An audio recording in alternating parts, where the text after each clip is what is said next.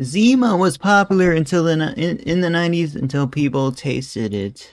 That, that is something become popular before they taste it. Let's check it out. People who grew up in the 1990s may feel nostalgic about Surge, Shark Bites, and other Surge, discontinued guys. foods from the I saw that in my recommended right now. era. And of Yeah, I was born in the 90s. course, I kind of grew up in the 90s. those of us I was born in the early 90s, so. a certain age will remember ZIMA, the clear malt beverage that was a huge hit when it debuted in 1993. But it wasn't Oh, snap. The year I was born. long before ZIMA became a pop culture punchline. You should go back to your strip malls and drink your Zimas and Smirnoff Ice. Yeah. Today, ZIMA. we're opening up the history of ZIMA's epic rise and swift tumble into hazy, nostalgic memories. But before we get started, be sure to subscribe to the Weird History channel. After that, leave us a comment and let us know what other food or beverage-related topics you would like to hear about. Now, let's plunge into the cooler for a clearer look at ZIMA. They're alcoholic beverage, guys. I think this might be like the prototype for seltzers. Natural health trends of the 1980s led companies in the early 90s to begin producing clear products and marketing them as pure and more natural than, say, juice or artificially colored beverages. Crystal Pepsi was one of the first clear products, debuting in 1992 with a Recently, Heinz has been considering a clear ketchup because somebody made like a fake clear ketchup bottle, and Heinz actually reposted it, guys. So, clear ketchup, guys. Do you guys want clear ketchup on your food? commercial featuring Van Halen, or Van Hagar if we're being honest about it. At least it wasn't Van Sharon. Although it graced the shelves for only about a year, it inspired AKA the LA Beast's favorite drink, even though it's discontinued. dozens of other companies to jump on the clear trend, leading to colorless versions of everything from ivory dishwashing liquid to men deodorant. Before the eventual decline of clear products, Coors took a swing at the fad with the creation of ZIMA in 1994. The company bottled its products in clear glass bottles, with fancy ribbed sides, to market the drink as beer's Like vodka. classier cousin. Miller Brewing Company, then a Nah, man. They don't sell seltzers in the bottles. Kind of think it just looks like vodka, guys. I don't know. It's kind of unsettling. rival of Coors, tried to compete Just something new, I guess. Clear beer from Miller. Oh gosh. by launching Clear Beer, but the Now, not a single beer company will ever touch the concept, I guess. But we still have the clear beer. We still have the seltzer. venture flopped. Coors believed Miller's failure was a result of having beer in the name of its product, and tried to sell ZIMA as a beer alternative instead, though it And that's what seltzers are? visibly resembles both. ZIMA was neither grain alcohol nor water. Grain. That's what grain looks like. Looks like rough. Why they put it in water? That's our bread right there. That's us. That's a.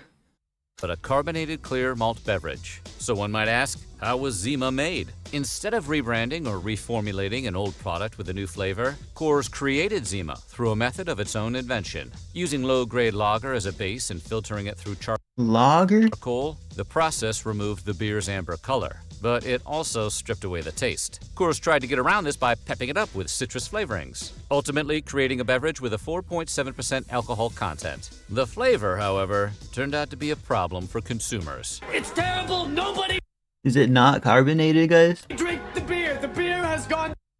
I think does carbonation help with the shelf life of things?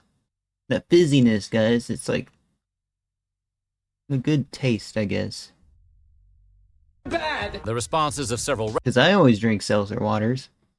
They're non-alcoholic. What are they called? Soda waters? Reddit users, when asked about the ZIMA experience, suggested why the product didn't last very long. They compared the taste of ZIMA to lemonade filtered through aluminum foil, citrus-flavored horse piss, and a mixture of Sprite, grain alcohol, and balls. Guys, alcohol doesn't have the most pleasant taste. Citrus-flavored They're doing whatever they can to make it taste good. horse piss. Just like Mom used to make. During the 1980s, Manly drink for manly man. Men. They should call it just men's drink or something. somewhat health-conscious consumers preferred wine coolers over drinks with heavier alcohol content. And by the early grungy 90s, rapidly declining beer sales forced producers to add some fizz to their marketing. Coors' new, clear, Good. citrus-flavored carbonated malt beverage seemed primed to take advantage of the increasing popularity of wine coolers. So the company turned Wine coolers. Oh gosh. Those aren't much of a thing nowadays as they were. What's gonna come after seltzers though is a question in the drinking industry. to Lexicon branding to name its creation. The firm came up with the ZIMA, I thought there was actually water in my screen at that. which means winter in Russian. Russian winters. Yeah, cool. Now that it had a unique communist name, Coors aimed to market its product to men who wanted something other than beer but more masculine than a wine cooler. Coors gave specific instructions to liquor stores to make You think seltzers are masculine, guys? ZIMA stand out and went out of its way to avoid any association Yo, those Seagrams are. I enjoy drinking those. with those vile wine coolers. Coors even went so far as to ask stores to keep But I don't really drink alcohol. It just makes me feel like pain. I don't really drink it that much, guys. ZIMA displays away from the wine coolers. Male drinkers, the line of thinking was, considered wine coolers a female-oriented beverage and would shun ZIMA Really? Attaching genders to the drinks, guys? if they thought it was just another frou-frou drink. Television commercials depicted men enjoying ZIMA in bars while relishing the experience as something different. Oh, Oh gosh. Odablock memes. that's clever. Odablock means in a non-RuneScape related video, guys. What does the world come to? Coors spent millions on advertising in its bid to attract young men to the product. Unfortunately, men also decided to drink something different after tasting ZIMA. Dang it. They didn't perfect their formula, guys. They should have did like some double blind studies or something. Aside from its taste, apparently men didn't consider it manly enough. So Yo, is that Sam Solik? guys were not keen on ZIMA, but you know who were? Women. Despite the manly marketing barrage, lots of young women developed a taste for the drink and became ZIMA's biggest market. Much of the attraction was that the drink contained a reasonable amount of alcohol, but wasn't as heavy as beer. Once women became ZIMA's primary Limited release, guys. demographic, it wasn't only the taste that drove men to consume other alcoholic beverages. They saw ZIMA as a drink designed for women, exactly the opposite of what Coors was trying to accomplish. Oops.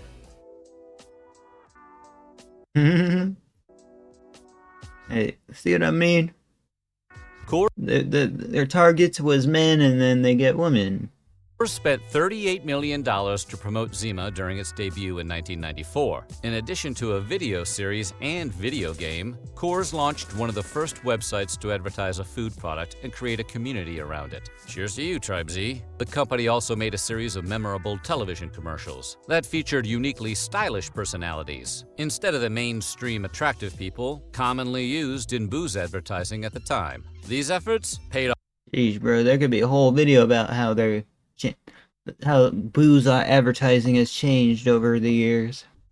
And ZIMA became an instant success. According to Coors, about 70% of legal-aged drinkers tried ZIMA in 1994. The company sold Wow, 1.3 million took the world by storm. barrels It's a good comparison, just like how video games did back then. that year alone. But despite the massive marketing effort behind it, ZIMA obviously wasn't as tasty as its advertising led many drinkers to believe, and consumers turned elsewhere. While Coors initially believed that its clarity would make ZIMA trendy, the lack of color also appealed to some unintended fans, underage drinkers. ZIMA quickly attracted the attention of teens since it resembled water and could be easily hidden. And of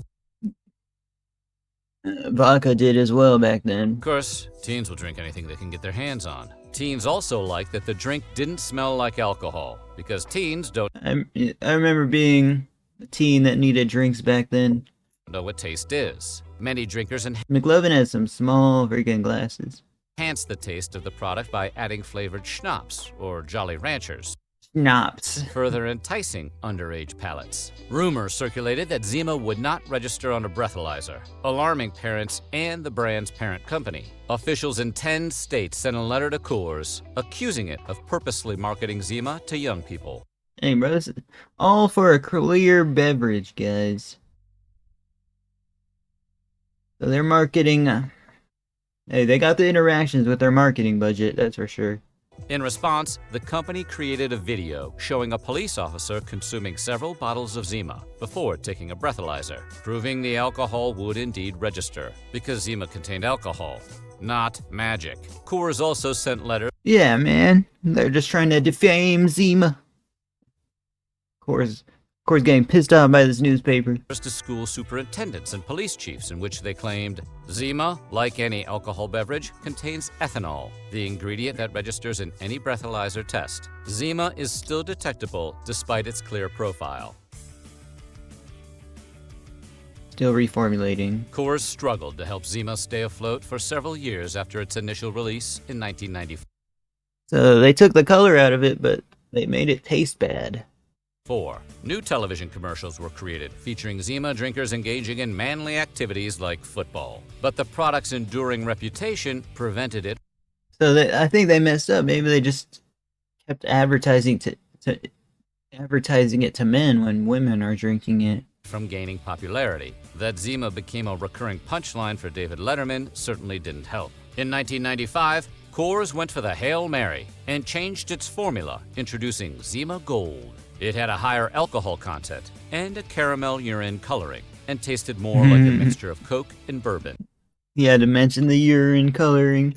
But drinkers did not go for it, and it was pulled from shelves only 3 months later due to a lack of sales. Even so, Coors refused to completely give up on ZIMA. After the failure of ZIMA Gold, the company tried marketing the product as an ideal way to quench thirst on hot days, and They're spending their marketing budget, that's for sure. reformulated it to taste like Sprite. By 2004, competition Smirnoff Ice. from the always Oh gosh.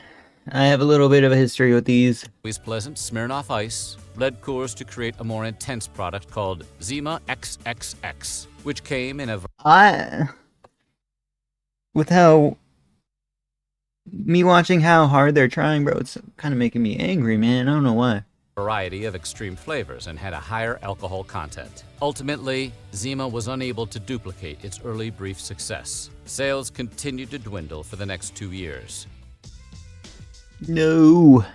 Hey, at least they're still getting sales, though.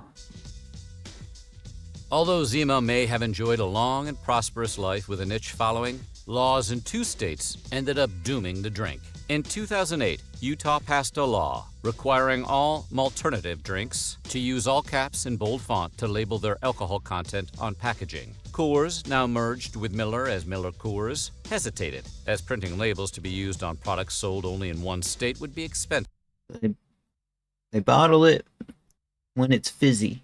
and time-consuming. The end result was That's ZIMA how they bottle it, guys. being pulled from shelves in Utah altogether. That same year, California raised the tax rate that the company would be required to pay for ZIMA by treating it as a distilled spirit, not a beer. The state believed Wow, this might have been still a thing then. doing so would discourage underage drinking, as minors may not have the cash to afford the price hike. With the new problems introduced by the California law in mind, the company decided that ZIMA was more trouble than it was worth and discontinued the product. No. Snap, is it still big? While consumers can no longer find ZIMA on American shelves, the product never left stores in Japan. In fact, outside of special limited So they got their money's worth. releases, Japan is now the only place in the world where ZIMA is sold in stores, bars, and nightclubs. The No! They made it Japan exclusive, man. product has been embraced not just by We will never see Zima in USA. Japanese drinkers, but by the company's original intended market, men. Finally, we're selling booze to men. I don't know. I don't know what it would taste like, guys. Hallelujah. Maybe we could do a taste test on it. As of 2014, We'll get it imported. in their 20s reportedly consumed a ZIMA each month at more than twice the rate of women. Since the product never left Japanese shelves, nostalgia isn't responsible for its success. According to Molson Coors Japan brand manager Kayoko Hey, these commercials looks like they're enjoying it. Okochi, the popularity of ZIMA in Japan is instead due to a different marketing approach. While American drinkers were tempted with ads featuring They got a cool cup there, though. young men who wanted to be different, It's a logo on the cup. Japanese consumers were shown commercials featuring scantily clad women and a famous actor urging them to be cool and popular. Japanese ZIMA also benefited from local flavors. In Oh, addition I want to try the pink flavor, guys. Honey Kiss? Nah. Actually, I'll try Honey Kiss. I'll try all the flavors, guys. to the original product, drinkers in Japan can try a pink cherry blossom flavored ZIMA. After years of trying and failing to get men to drink ZIMA, Coors swallowed its pride and accepted women drinkers as ZIMA's primary audience. In 2007, the company reformulated ZIMA once again, introducing a variety of fruity flavors. In order to better attract young women, the company lowered the alcohol content and advertised the new ZIMA's low calorie count. At this point, Oh, yes. Very good idea. Coors realized ZIMA would never match its initial success.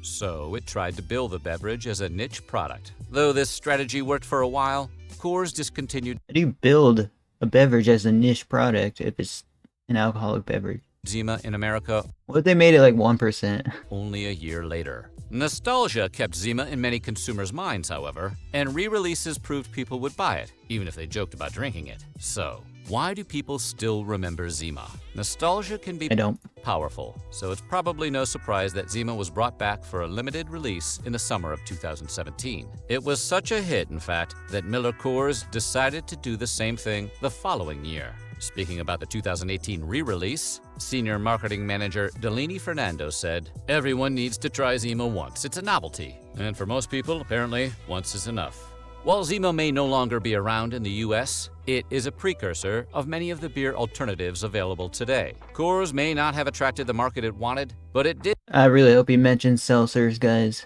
We've been harping about it a good portion of this video. prove consumers had an interest in non-beer malt beverages. Other brewers noticed this open market and began creating their own alternatives, including Bacardi Silver, Mike's Hard Lemonade, Smirnoff Ice, and White Claw. Malternatives He did, okay. Thankfully. have been largely marketed towards young, trendy people and have gained popularity at clubs and parties, and of course, among pranksters. So what do you think? What would you rather? That's the video, guys. Like, comment, subscribe, check out Weird History Food in the description. I thought it was mystery food. I was a college freshman in 1994. ZIMA and Jolly Ranchers was my drink of choice. Also, my roommate and I found a kitten outside of our dorm one night. She smuggled in. Of course, it was named ZIMA. My mom took the cat in and we got caught.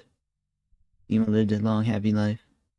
Yeah, it had a healthy decline, guys. Thank you for watching.